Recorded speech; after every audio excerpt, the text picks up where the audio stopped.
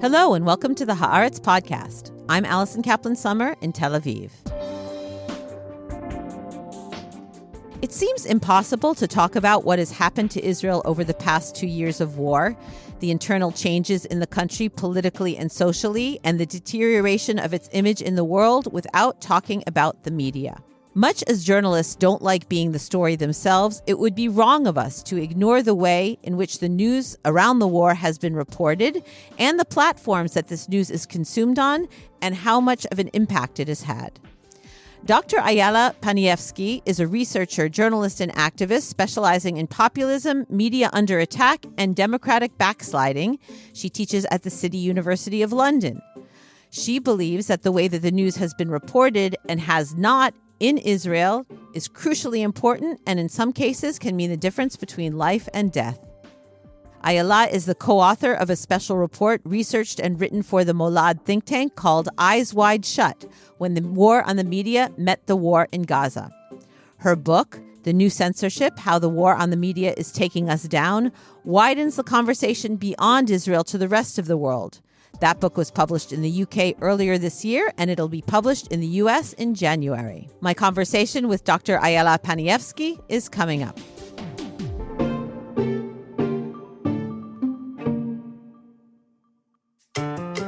A special message for our listeners in the New York City area. Haaretz invites you to join us at the Other Israel Film Festival, taking place at the Marlene Meyerson JCC starting on November 6th. This year, Haaretz journalists will be hosting Q&A conversations with filmmakers, as well as taking part in a special panel on culture and freedom of the press in Israel. Haaretz readers and Haaretz Podcast listeners get 20% off of all festival tickets. If you'd like to join us there, go to the Other Israel website and use code Haaretz25. That's Haaretz and the number 25. For more information, please check the festival's websites, which we will link in the show notes. We hope to see you there. Dr. Ayala Panievsky, welcome to the Haaretz Podcast. Thanks for having me. In a recent interview in Haaretz, where I feel I should mention you used to work as a journalist once, right? Yeah. You said the following, quote, "Instead of journalists, some of whom I admire greatly, doing their job, it feels like they've been covering the public's eyes, which is a tragedy to me." And that seems to be the essence of your research project for Molad, which you fittingly called Eyes Wide Shut. And it's also been a constant theme I've heard from guests on this podcast throughout the Gaza war, that the media picture of what's happening that Israelis have been experiencing and consuming via their media has been completely different from those consuming it overseas. And your study is the first thing that I've seen that really tried to quantify that. So can you outline and tell us what you found? So I think in many ways, many people had the intuition that this is what was happening, but we really tried to put the numbers in there. And what we did was we looked at the first 6 months of the war when the narrative of this round of violence really kind of took shape. And we focused on Channel 12, which is both the most popular, but also the most influential. It's not always the same thing, TV news channel in Israel. And we randomly sampled different newscasts from News 12 to really understand what was the story that Israelis were exposed to versus what everyone else was seeing from Gaza during this time frame.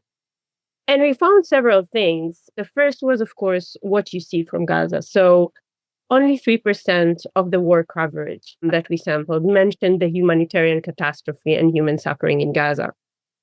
Another thing that was very clear was about who gets to speak. And we couldn't hear Palestinian voices, very little coming from Gaza, but also Palestinian voices from the West Bank, for instance, and even Palestinian citizens of Israel, so Israeli Arab community, were totally erased from the mainstream media in Israel during these 6 months.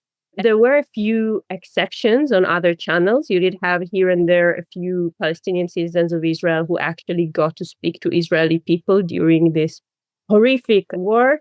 But it was so tiny compared to the fact that 20% of Israelis are actually Arab citizens of Israel. So we actually found that in our over 700 sampled items, Arab citizens of Israel, who make around 20% of Israel's population, appeared in only 6 items, not 6% of the items, like literally 6 items. So it's 0.08% of the items. So although this group of people was cruelly affected by the horrors of October 7th and everything that came afterwards and suffered different kind of unique challenges, they almost disappeared from the screens. We've also seen a gender imbalance. So there was a slight bias in favor of men speaking rather than women. And we looked at everyone. So we looked at interviewees, interviewers, journalists, like everyone who got to speak to the Israeli people during this time. We saw around 40% of female speakers versus over 60% of male speakers.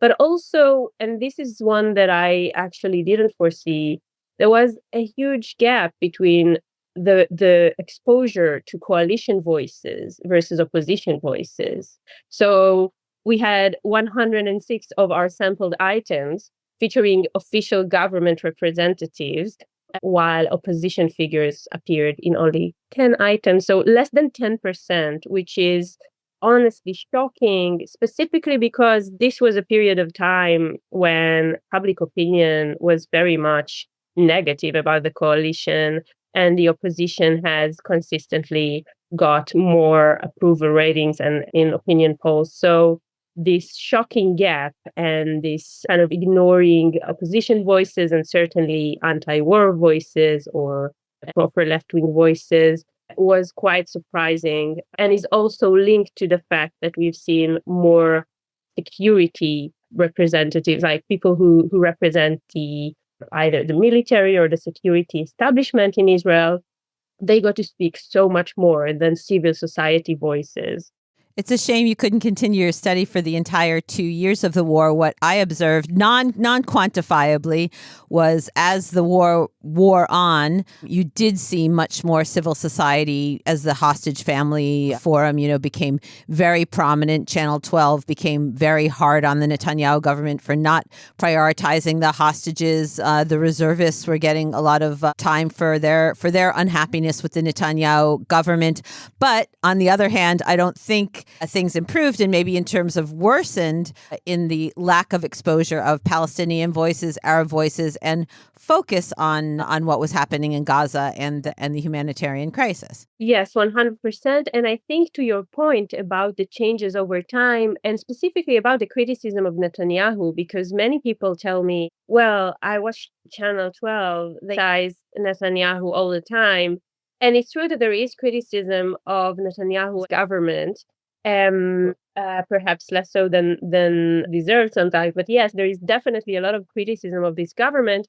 But we also looked at what kind of criticism is it. And as you mentioned, this is mainly criticism that hasn't got anything to do with the basic assumptions and basic policies running the Israeli kind of government, and more about what I call kind of more about politeness or the way you behave yourself. So, for instance, why hasn't the government called the hostage families all this time? Why haven't they treated them better? Why haven't they stopped right-wing thugs from intimidating them, from threatening them?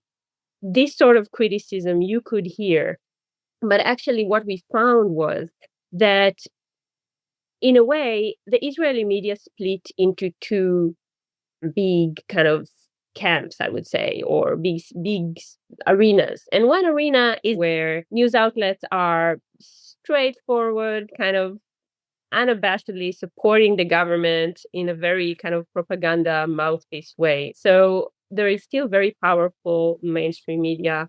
And Channel 12 or News 12 is the kind of epitome of that. So they are leading the mainstream media in many ways. They are dictating the kind of dominant voice there, which is why we focused on them on that research. And what we found was there is this kind of very famous concept of rallying around the flag that would be very familiar to your American listeners. And the idea is that when war breaks or a big catastrophe happens or there is a disaster going on, then everyone is rallying around the flag and supporting the leader, even if they haven't voted for them, right? And we've seen this happening after 9/11 with George Bush, etc. What we've seen during this war in Israel is actually rallying around two different flags. So while government aligned or loyalist media really rallied around Netanyahu and the government, but what happened on the mainstream media, on the kind of professional journalists, people who Israelis spend their entire lives kind of trusting to tell them what's true, was that they rallied around the military in many ways and rallied around the IDF, and any criticism of what our soldiers were doing was just out of bounds. It wasn't part of the conversation. And that the effect of that is that while in the past, and in Israel we've had so many wars by now and so many kind of intifadas and conflict, and any kind of war reporting we've seen already, right? In past wars and conflicts and even intifadas, there was no such silencing of any criticism and any alternative voices. And we have to emphasize that this is all voluntary, because when I talk to friends abroad, they, picture an authoritarian regime saying, no, media outlets, you can't report on what's going on in Gaza, or, you have to rally around the military, something like that. But this is all self-generated, right? Self-censorship. This is not the government ordering the media to behave in a certain way. So the good part and the bad part is exactly what you said. So the reason this is so heartbreaking is that Israel is not within the acknowledged border of Israel. And for people who are not Palestinian, this is not Turkey or Russia. You can practice critical journalism, and you might pay a price in terms of career or how much you're promoted. But this is not something that would risk your life in a way that it is in many other countries that are proper dictatorships, authoritarian regimes. And actually, news outlets are not being shut down. You can still practice a lot of journalism. The problem is, and some people do, as we see in Haaretz, right? I was about to say the doors are still open here.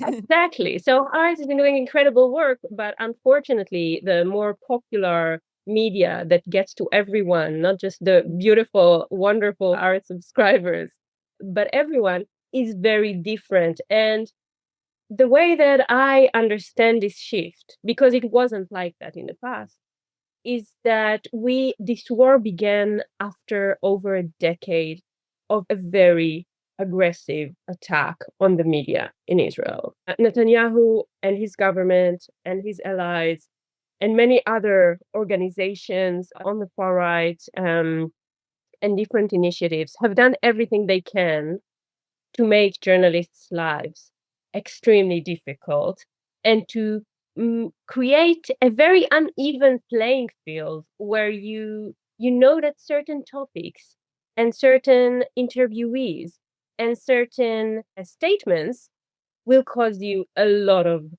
damage. And by damage, I mean there is a constant public campaign to smear critical reporters and news outlets. There is a legal warfare going on, which is similar to what we are now seeing in different countries, really trying to use or weaponize the law to undermine journalists' work.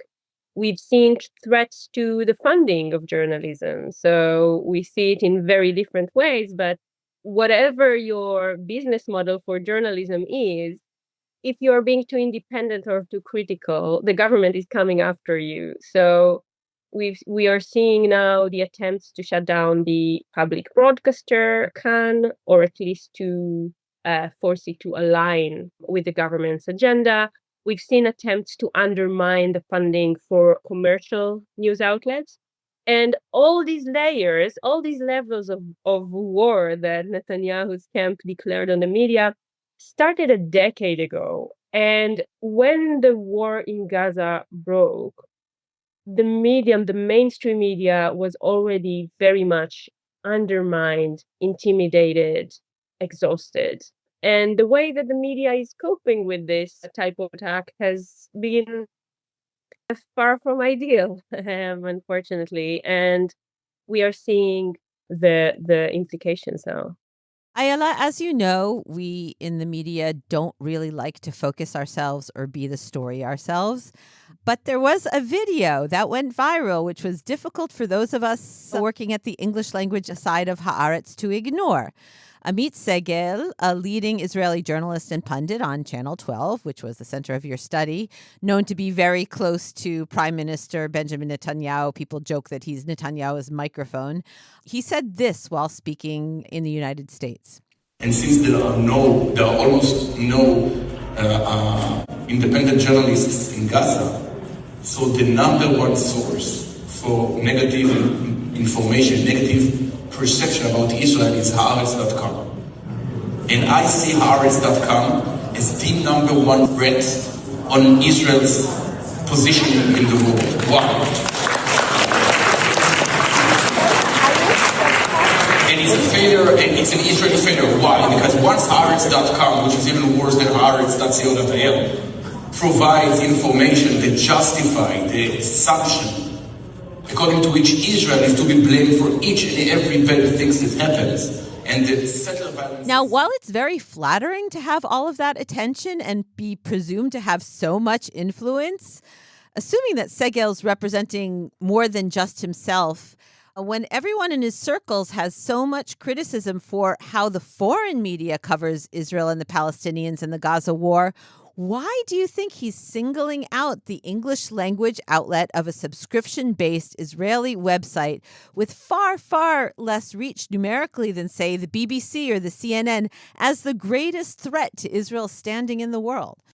Yeah, that's a great question. I think one of the reasons is that actually Hebrew has been one of the ways that the Israeli media managed to keep Israelis in quite a bubble for these last 2 years. I think, as someone who is speaking to many people abroad, whenever I leave Israel, everything people know about Israeli media is Haaretz, because Haaretz is so kind of popular in its English version. And people know very little about Hebrew-speaking media just because they don't have access to what people like Amit Segel are saying in the studios every night. I think language has a big part of it. But I also think that if you listen to Amit Segel's criticism here, what he's saying is one of two things. Either there are no war crimes in Gaza and no settlers' violence in the West Bank, and Haaretz.com is making things up and lying and publishing things that are untrue. In which case, I mean, he doesn't give any kind of evidence, of course, for that. But this sounds like a very severe accusation. And we know all the reporting that was done so far that this is just not true. So this is outrageous, but this is just simply not true. What I suspect is that he's saying something else. He's saying, if there are war crimes in Gaza, if there is settlers, Jewish terrorism in the West Bank, if someone is doing something wrong in Israel, and it is true, this is reality, we shouldn't tell Israelis, and certainly not the world, that this is going on. And because this is bad for Israel's image. And this is a very different perception of what journalism is and should be. And unfortunately, many people in the news industry over time have embraced this sentiment that journalism is somehow responsible for making Israel, the Israeli government, and its policies more digestible to foreign audiences, rather than telling the truth, investigating the issues that are most important for both Israelis, Palestinians, and people around the world to know about. And this is where I'm coming back to the point about why he targeted Haaretz. There are very few media outlets. We know that of course the Gaza Strip has been kind of, journalists can go in there for 2 years now, unless there are some weird right-wing influencers that Netanyahu's government decides to bring in for some reason. There are no journalists allowed to enter Gaza for 2 years now. We also know that in the West Bank, most Israeli media outlets do not have journalists covering this area at all. So actually, the kind of work that Haaretz, both in Hebrew and in English, are doing, and I'm sorry to say that on the Haaretz podcast because it sounds weird, but actually it's invaluable in the sense that this is the kind of information that nobody else is currently seeking. No one else can do this kind of journalistic work at this moment because nobody wants to. They could have easily, Channel 12 could have had a reporter based in the West Bank at all times, covering the crazy stuff that have been going on for 2 years now, and of course long before that. They choose not to, and this makes Haaretz actually a very significant actor in this field. And also,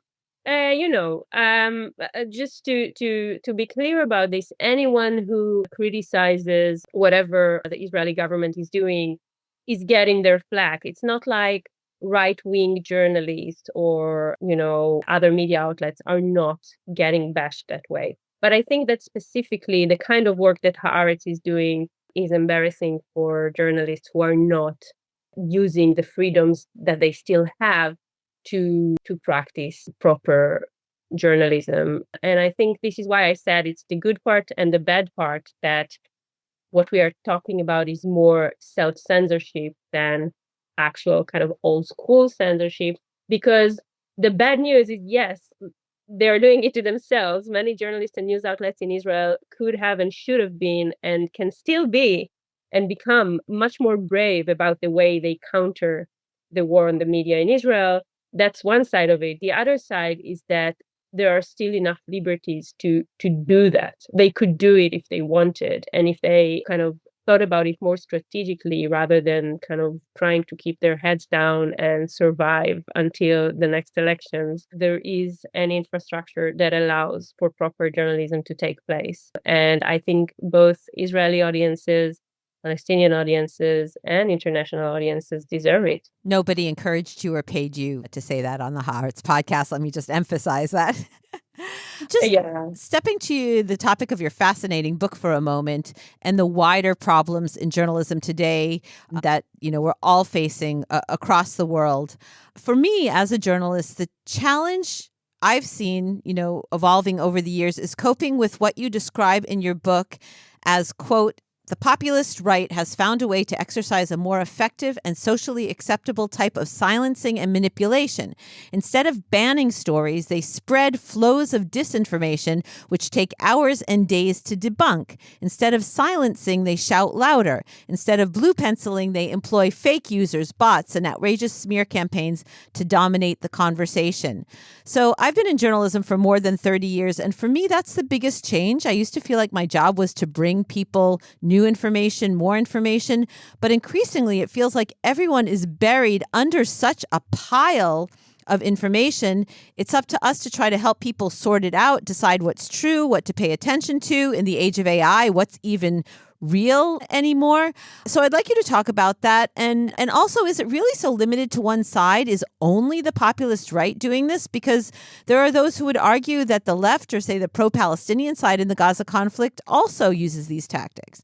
Yeah, so these are great questions. So first of all, I would say that, yes, this is the most significant, and I don't think it's easier to make truth for people than to just bring in information. I think it's really a new and complicated role that journalists are playing. But I think one of the most difficult things in adapting to this new kind of reality for journalists is that it's not what we are used to thinking of when we think about censorship. So, if you sent a story to your editor and it would come back with like Netanyahu erasing certain sentences, you would know what you are facing. And there are these kind of old school ways to understand and to cope with old school censorship. The problem with the new censorship is that it's much more elusive. And I think the challenge of populist authoritarianism is that really these are not political parties or politicians or movements who declare a war on democracy.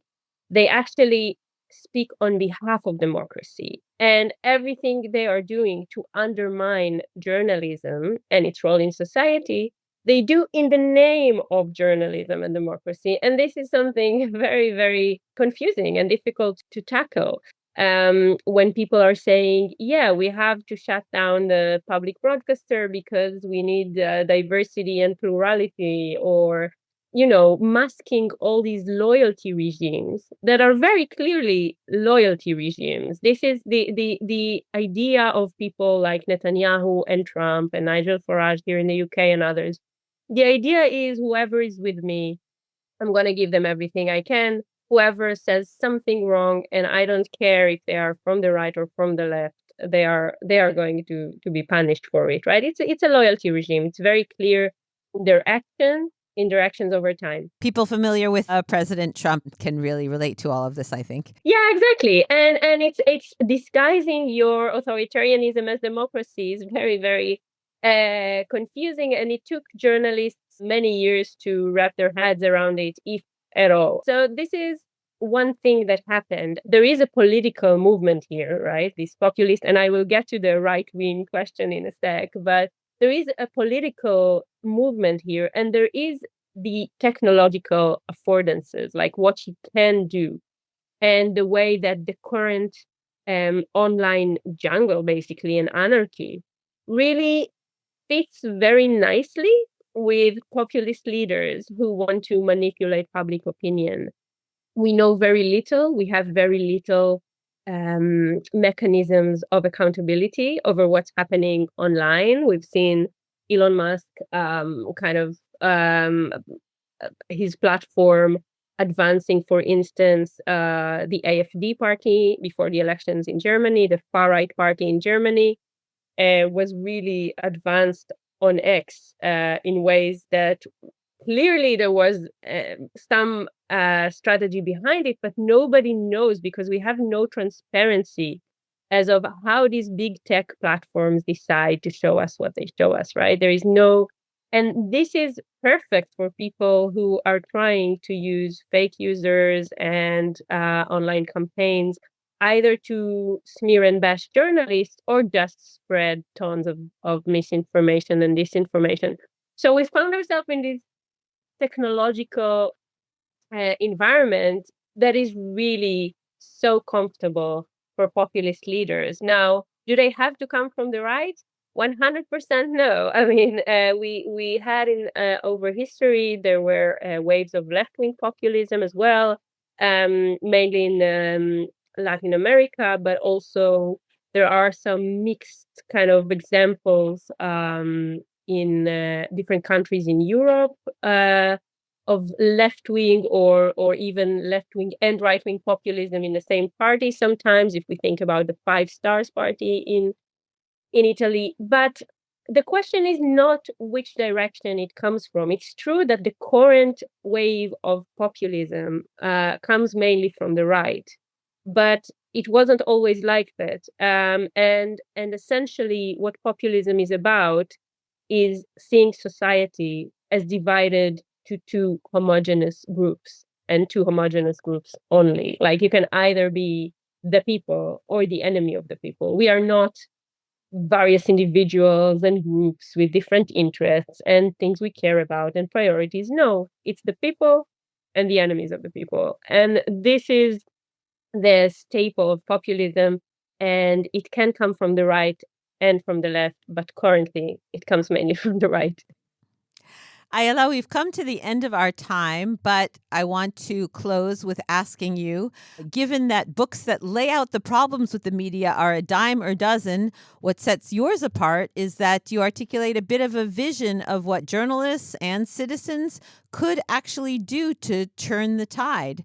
So please share some of your ideas with us to improve the media environment before we all just throw up our hands and give up. Of course. So the last chapter of the book is really about giving us more tools to fight for a right to know, basically, because we tend to feel sometimes like this is all out of hand. We have nothing to do to improve our information environment. And this is just not true. So there are specific guidelines and tips for journalists, for policymakers, but also for people like us. And it goes all the way from the very kind of individual things that we can do alone in our home, as in what kind of media do we support. And by support, I mean not just subscribe or donate if you can. And by the way, you don't have to, if you care about journalism and there are news outlets you think are making a good job or bringing forward relevant, credible information, subscribe or donate. And it doesn't matter if most of the time you end up watching, like, I don't know, Guy Penis or consuming very different kind of news. You don't have to consume daily certain kind of journalism to realize that it matters and that you want it to be there. If, for instance, there is an election next month, or God forbid, another pandemic hits in 2 months, if there is a news outlet that you trust to tell you the truth in these consequential moments, make sure they survive, because if they are doing a good job, they are currently probably targeted by the government. So this is one thing that I would say, but also I think that it's more important to understand that this has to be a bigger collective effort. We need to demand that our representatives and that our politicians and the people who are fighting for us have a policy on how to make sure our right to know is not thrown in the garbage. We need to know that the public's right to know is protected. And this means that people should demand from their parties, in their manifestos, in journalistic interviews, politicians should be grilled about it. How are you making sure that we have a proper information environment in 5 years' time, in 10 years' time? This is very similar to pollution more generally. The information pollution is as and can be even more fatal than other types of pollution. Think about what happened on January 6th. What happens if you have election and only half of the population agrees on who won the elections? This is something so essential that we cannot just keep believing that the media will be fine and someone will be there to tell us the truth. We need to make sure we build a better information environment, and we have to start now. And this means organizing, mobilizing, putting pressure on politicians, decision makers, journalists.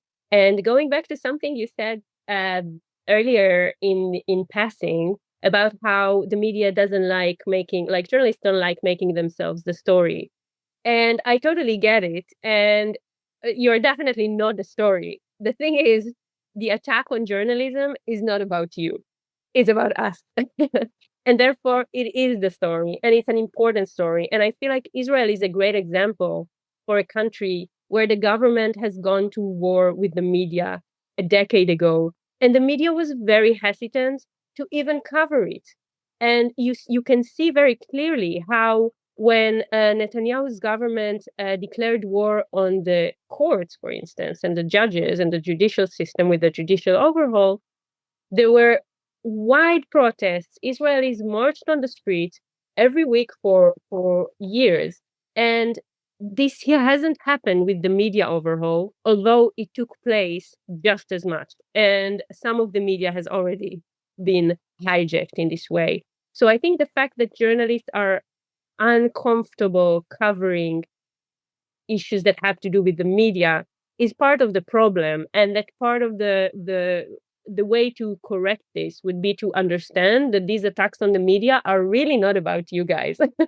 It's really about us and what we get to know in the end of the day, and therefore it should be covered at least as relentlessly as the judicial overall. Well, I'll take that to heart, Ayala, and having you here on the podcast is my first step officially. So wonderful. Thanks so much. Dr. Ayala Panievsky, author of The New Censorship, How the War on the Media is Taking Us Down. Thank you so much for coming on and talking. Of course. Thanks for having me.